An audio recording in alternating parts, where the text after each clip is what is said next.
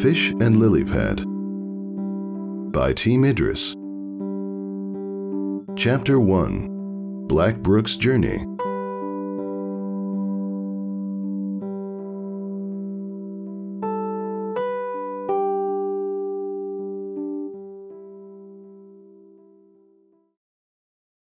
The little filly had just finished making breakfast, and now the whole weekend was hers to enjoy.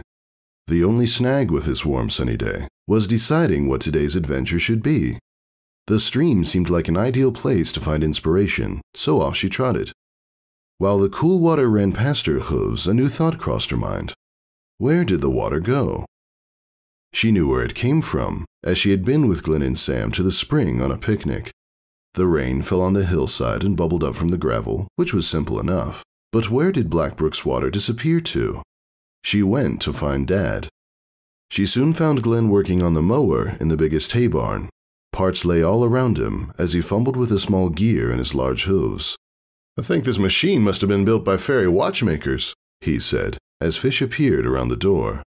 "Put this onto that, will you, before I lose it completely? The rest I can do, but not this bit. Your mother said I should have taken it to the blacksmith, but I'm far too into it to admit defeat." Fish slipped the little spur gear onto the shaft with ease. She thought it might be a fair swap for a question. "Daddy, where does the Black Brook go?" she asked, as Glenn fitted a square nut to hold the gear on. "Oh yes, I remember the first time I followed it to the river when I was your age. I nearly fell in."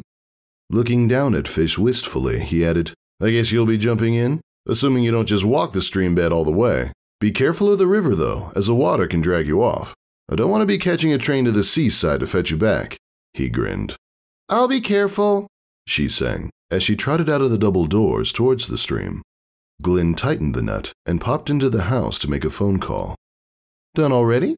asked Sam, who had heard some heated words directed towards the mower earlier. Glenn gave her a hug. "No, but thanks to Fish's little hooves, I'm well on the way. I've just popped in to ring a friend who lives by the river. He can keep an eye out for our little wandering cloud. She should be there in about an hour or so."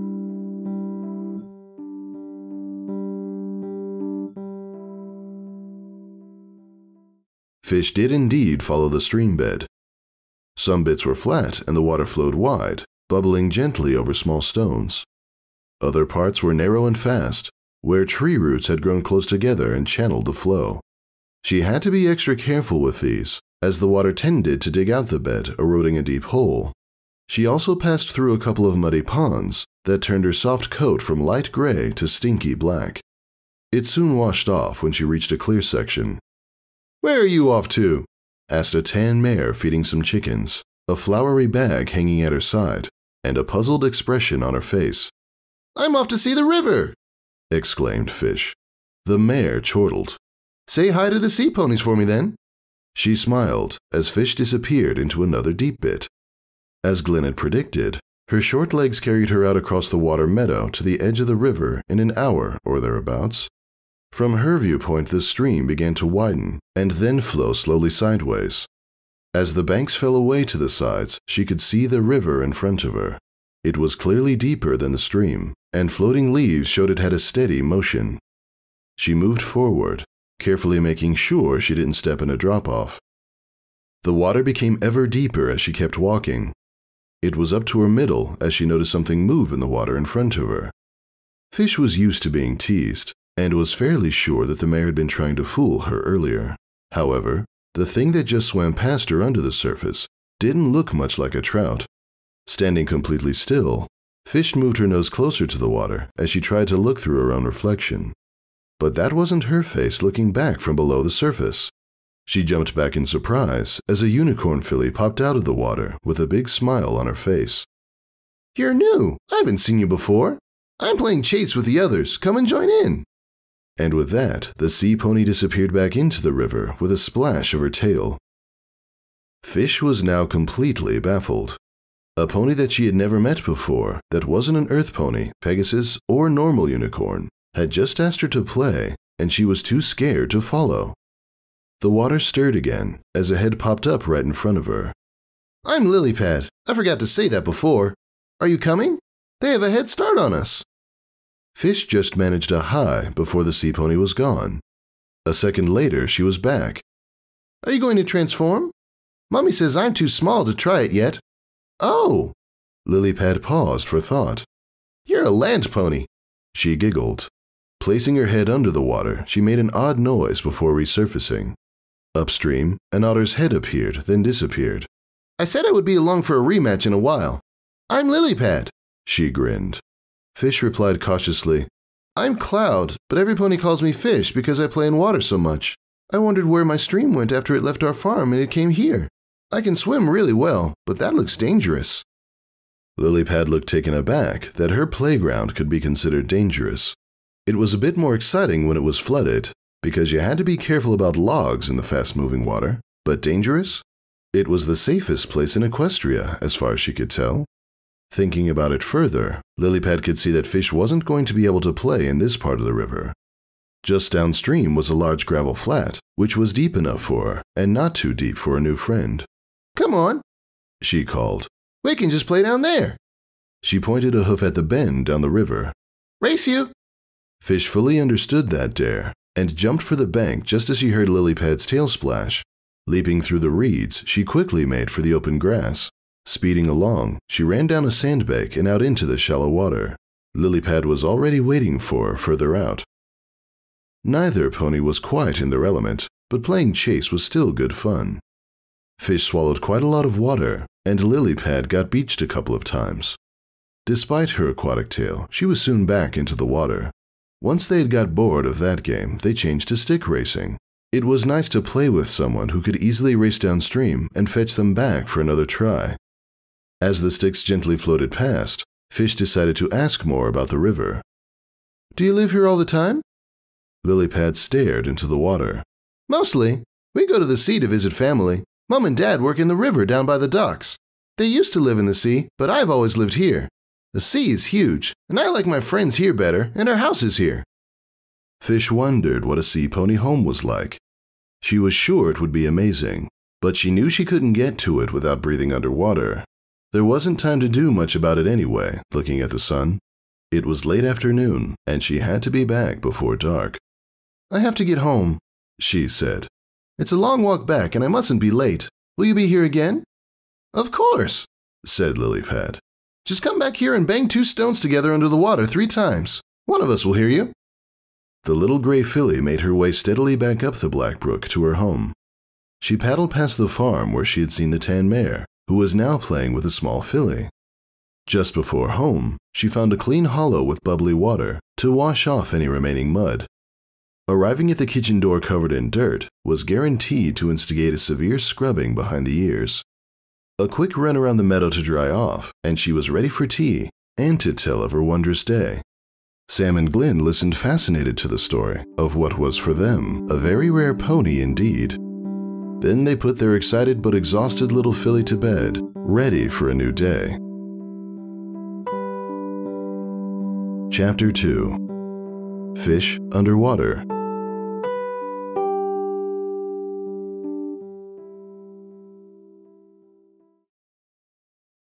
The next morning woke bright and sunny, with Glynn at work early. As he labored, his ear twitched at a new sound from the yard. Could he hear hammering? 10 minutes ago, he thought he heard the unmistakable sound of a barrel being rolled across the cobblestones. He hadn't been expecting that either, so he decided to stop cutting down nettles in the paddock and investigate. Stepping carefully around the wash house, he found Sam watching something in the yard. I have no idea what she's up to now, whispered Sam. There was a moment when I thought I would give myself away with the giggling. She climbed inside that barrel, moved around a bit, and then with perfect comedy timing, poked a little nose through the filler hole. It snorted and disappeared like some wooden whale, said Sam with a chuckle. Glynn tucked in close to see what would happen next. The box of jam jars certainly seemed an odd thing to combine with a large wooden barrel. All was revealed as Fish began to try various different sized jars in the hole. Glynn winced as he realized the enormity of his daughter's current project. That's a submarine, that is. The jam jar's a porthole. The nose into the tap hole is a breathing tube. What? Screamed Sam. Not on my watch. The commotion caused a dull thud inside the barrel to be heard, before Fish appeared, rubbing her head with a hoof. Sam was about to launch into a rage about attending her own daughter's funeral when Glenn stepped in. "I can fix this," he said. "I'll take her to go see a pony about a thing. I know just the mayor to help, and we'll be back before tea time." Glenn whisked up a surprised and confused Fish, popped her up on his back, and made for the gate before Sam could challenge them. They were past the village green before Fish gained her senses. "Are we going far? I didn't say goodbye to Mummy," came a small voice. Glenn turned his head and smiled. "I might have fibbed about being back at tea time, and she'll figure that out any minute now. I want to be out of earshot when she does. We are off to see the only mare I know of with a fish for a cutie mark. A mark that could very well be yours one day, maybe." They walked for a couple hours, with Fish running this way and that as she attempted to investigate everything. Eventually, they came to a thatched house with a front garden full of weeds and brass pipe fittings. Glenn knocked on the open door and waited for the hoofsteps on the quarry tile floor. A sea-green mare appeared with a huge smile. "Glenn, is it really you? Have you left Sam?" Glenn coughed. "No, of course not. What a thing to say. She laughed and put a hoof over his mouth. "Your face is a picture right now. Nearly as embarrassed as hers is surprised." Fish looked up open-mouthed at this new pony in her strange ways. "I'm Jackie," she continued. "From what I've heard, you'll be wanting to see this," she added, turning to show the turquoise fish mark on her flank. "And if you like that, you'll be needing one of these." She reached up to a shelf and pulled out a box with a flexible tube attached. The tube finished in a thing like a sink plunger, and the box had 2 straps. Before Fish could ask any questions, Jackie thrust the device over her muzzle. A confused Fish looked cross-eyed down her nose at it. "It's like a fish's gills. You swim through the water, and the magic takes the air from the water so you can breathe. The water goes in through these louvered slots on the side. It cost a fair few bits back in the day. If you try to go too deep, the bladder pops out and you float back to the surface. It's some of the finest unicorn technology I've ever seen. And now, it's yours." Fish mumbled something incoherent, so Jackie removed the mask. The little filly studied the device with eyes glazed over. "I can swim with Lilypad?" Her expression changed from surprise to utter glee. "I can see her house! Wow, let's test it!" At the back of Jackie's house was a small lake ideally suited for practice. Glenn sat on the bank and watched through the reeds as Fish listened intently to her diving instructor. It was nice to see her so wrapped up in something. Her school grades were not going to get her a job in the town hall, and she was no farmer. She did, however, seem to have a knack for working in water. Jackie clapped her hooves together with delight as a stream of bubbles weaved this way and that across the surface. Every so often, a little gray head would appear, before diving back down and heading in a new direction. Too soon, it was time to leave. Jackie said she would post the instructions when she found them, and they said their goodbyes. Jackie shouted after them, "Remember, Fish, don't go too deep, and come up if you get cold." Glenn continued the thought of his little filly's future on the way home. As foals, they had all grown up together, and out of all of them, Jackie had been one of the most successful. Maybe that ball of cloud-gray hair half asleep on his back would do okay in the world. Maybe the breathing box still tied to her could be the start of something big. Back at the farm, all was now in darkness. They had grabbed a snack at Jackie's, so he popped Fish straight into bed and put the shiny yellow metal box on the sideboard.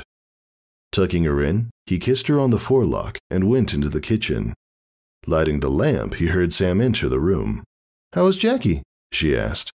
"Same as usual," replied Glenn. "Same color, same cutie mark, same insane energy. We should have taken you, I guess. You would have loved to see Fish actually enjoying education," he said with a wink. He continued, "I can't tell you it's all sorted, but it's a lot safer than a jam jar wedged in a barrel. The device we came back with lets her breathe underwater and has a safety float built in. If anything goes wrong, she pops to the surface. Lilypad and her family will keep an eye out as well. I'll go with her the first time out."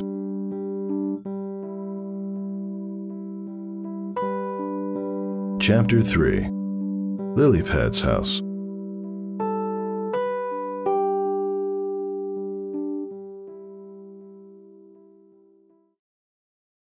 The next weekend they were set.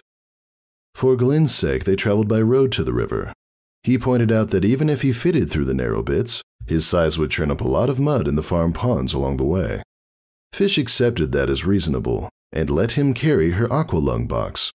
Glenn asked a few questions along the way to be sure of the situation. Once they had arrived, Fish reached into the river and banged 2 likely-looking stones together 3 times. Sitting back, she wondered how quickly Lilypad's door knocker worked. Her question was answered as an otter's head bobbed up near the bank. Glenn and Fish watched it as it disappeared up the stream. 10 minutes later, Lilypad's head appeared from the water, with a squeal of delight. "You made it back," she sang. "Mommy said you might not be able to come back. She said ponies are scared of the deep water because it might carry them far away to a sad place." Glenn held up the aqualung and placed it on Fish's back. "She was quite right," he said. "But now our little fish can swim underwater." He helped her do up the strap so that it stayed firmly in place and gave it a good test wiggle. Lilypad watched in fascination as he fitted the muzzle cap. Fish stepped into the deeper water, just as she had practiced with Jackie. The river bottom was different to the lake bed, though, and she scrabbled to find her feet on the stones. She soon had the hang of it and stood fully submerged face to face with an excited Lilypad. The sea pony beckoned her to follow and took off with great speed. Glenn watched as the stream of bubbles steadily worked their way up the river. He was pleased that should the emergency bladder inflate, she would come floating past him where he stood. The water did indeed look inviting, and it was a shame to be left out, so he waded into the middle to cool down. It was quite deep for a foal, but to a fully grown Glenn, the river seemed to have shrunk compared to so many years ago. Lilypad explained things as she went, but mermaids wasn't something Fish could understand. She made a note to find a book on it next week at school. Soon enough, they were floating outside Lilypad's house, which was built into the roots of a large tree. It didn't have a door as such, but it did have a window. Between the roots, the gaps had been filled with carefully stacked river stones to make walls. Some were very large to stand up to any floodwater. Swimming into the underwater house, Fish was surprised to see how different it was. Bright white shells covered the entire ceiling, giving it a strange glow. Up high and off to one side was a roof light, which sat just above the waterline. There was a light tap on its surface, as a large fly confused it for an opening. The inner wall comprised of the same stones and roots as outside. In an alcove between them, some kelp grew under a glass dome, as a reminder of the sea. Lilypad pointed to a corner before flicking her tail and pretending to be asleep. Then she opened a big brass door to show Fish a collection of freshwater oysters. Lilypad offered her one to try, but Fish pointed a hoof toward her mask, and Lilypad nodded. "It sure is different," thought Fish, looking around the underwater home. A shelf had brightly colored stones on it, just like her collection at home, but there were no chairs or a fireplace. After a while, her mind turned to the cold beginning to seep through her skin as she floated there. Waving a hoof, she pointed it upward and set off back to the gravel flat. Breaking the surface, she removed the breathing mask. "Wow, Daddy, that was amazing," she said to Glenn. Then turning to Lilypad, she asked, "Do you eat oysters?" "Yes, of course," replied Lilypad. "Don't you eat worms?" Glenn laughed at Fish's expression, which told the whole story in one scrunched-up nose. "Land ponies mostly eat plants and seeds," he explained. "We grow them in the summer and store them for the winter." The conversation was broken up by a loud splash, as a much larger sea pony worked her way up the river. Upon seeing them, she made for the shallows and began to lift herself from the water. A vibrant blue mane clung to her neck, as her horn glowed bright gold. With perfect timing, her fish-like rear became a pair of legs that confidently stepped ashore. "Mommy," called Lilypad. "This is Fish and her dad. Fish has this magic box and she can swim underwater with me." With a swish of her newly formed tail, the elegant white sea pony smiled. "I've heard so much about you. I'm Whitecap. I work at the docks downstream. A passing otter said we had visitors, so I thought I would finish early and say hello. I hope Lilypad has behaved herself?" "She's been lovely," replied Glenn. He eyed the height of the sun, adding, "But I think it's time we made our way home. It will soon be tea time, and I still have jobs to do. It's a shame Lilypad can't come to the farm. We have a pond, but it's really quite a distance to walk." The white mare became deep in thought for a moment. "I suppose she can. She is quite young, but I can try to teach her the land spell. If Fish comes to visit us tomorrow, I will see what I can do." Making their goodbyes, Glenn and Fish made their way back across the water meadow to the road. Opening the gate through the hedgerow, Fish asked, "Can I come back tomorrow?" "Of course," he said. "I don't know anything about magic, but I imagine that leg spell will be really hard to do. Lilypad will be glad of a good friend to help her try it out."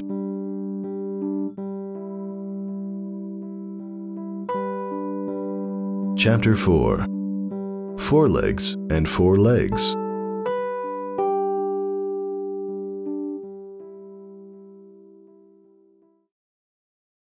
The next day, Fish was awake bright and early. Sam managed to convince her to eat a good breakfast at a steady pace before she was gone out of the door. Wearing her aqualung, she made her way downstream all the way to the river. Once there, she fitted the mask and set off excitedly downstream to the gravel flat.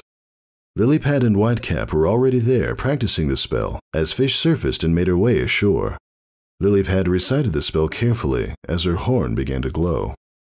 "One of the sea, be one of the land. 4 hooves I have, that I can stand." As Fish watched, the purple and turquoise tail transformed into rear hooves and a rather odd-looking tail. Fish tried to hide her giggles. "Don't worry, little one," comforted Whitecap. "That was a very good attempt. You nearly have it now." Lilypad turned to inspect her tail, which was still more fin than hair. The new sight got the better of her legs and caused her to fall back into the water with a splash. With a loud "oh," she turned back into her old self. Her mother laughed. "They follow behind you, but they aren't a tail. You need to run around with Fish for a bit to get used to them. Even I get confused by them if I get frightened." With another glow of her horn, Lilypad became a proper unicorn filly, with a beautiful turquoise tail flowing behind her. "Yes!" she said proudly, looking at the extra pair of golden hooves. "Here is a little present," said Whitecap, hanging a reed purse around Lilypad's neck. "I made it myself between boat moorings. You can put things in it, and I've written the spell on the inside. Now off you two go and play in the water meadow." Fish and Lilypad chased dragonflies and grasshoppers around the field for the afternoon. Fish was careful to look after her new friend, who was still quite wobbly. When they rested, Lilypad tried using her magic to make daisy chains, but no matter how far she stuck her tongue out in concentration, they still broke. They tasted just as good, though. Soon it was time for Fish to leave for home. "Will you be able to come to Blackbrook Farm next weekend?" asked Fish. "I think I could," said Lilypad. She didn't sound too confident, though. "Your pond sounds nice.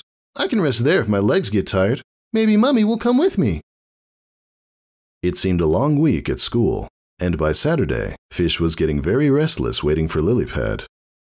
She stayed near to the farm since early morning, so that she didn't miss her new friend. Sam had said that maybe they wouldn't be able to make it this far on land, but Fish was sure they could. It was mid-morning before Whitecap and Lilypad arrived at the gate. They thanked Glenn for his directions with landmarks, but still looked hot and bothered. Sam showed them to the pond, where they quickly changed back to their natural state. As the little fillies chattered, Sam made a cup of tea for Whitecap. Passing it to her, she asked, "I thought it might have been too far for you?" "It wasn't too bad, but I had to go at Lilypad's pace. She's never walked any distance, and it took much longer than I expected. I thought I might have to find a pond for her halfway." Sam nodded.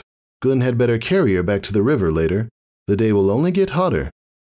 Once everyone was refreshed, the sea ponies transformed into unicorns to tour the farm. Whitecap was interested to see what a winter supply of food looked like, and Lilypad was keen to see everything else. She and Fish ran off across the meadow to check out the Black Brook. Lilypad eyed it carefully before sticking her head in. "It sort of tastes like river," she commented, digging the bed a little with a hoof. "It must take hundreds of these to make my river." Fish thought so too. The river was big. Next on the list was a view towards the village from a low ridge at the edge of the farm. Climbing a short ways up, they sat down and took in the view. "Are those more barns?" asked Lilypad, pointing a hoof at a larger building with a bell on top. "That's my school," replied Fish. "I have to go every day and learn to read and write. Then there is history and art. Last week I was drawing sea ponies, but I couldn't draw your gold eyes right. The books didn't help." "Are there books about us?" asked a surprised Lilypad. "There are books about every pony," replied Fish, "and other things like dragons and yaks." Lilypad didn't have a school to go to. Maybe they had one in the sea, but the river didn't. She learned all her history from her parents in the songs of old. There were songs of wars and great heroes, city builders and healers. She wondered if she could go to school with fish. After a while, they thought it time to return to the pond and see if there were any snacks going. Entering the yard, they could see Sam and Whitecap lying in the pond. Fish had never seen Sam anywhere near it and giggled at the scene. Lilypad stepped into the water with a sigh of relief as she lay down. I would like to go to Fish's school, announced Lilypad. Sam and Whitecap looked at each other with surprise. I guess that's a good idea. What do you think, Sam? Whitecap asked. I want her to be able to read and write properly. Sam thought for a moment. All we need is a big tub at the school so she can rest at break time. I'm sure we can find one of those. My friend Jenny lives near the river, and her little filly is starting school soon, so they can walk in together. And that was how it worked out. The stallions moved a large wooden half-barrel next to the schoolhouse and redirected a drain pipe so it was always full. Lilypad would come into school a couple times a week when it wasn't too hot or very cold. It stayed like that for many a year as the two friends grew up together. Adventure was always just around the corner, though.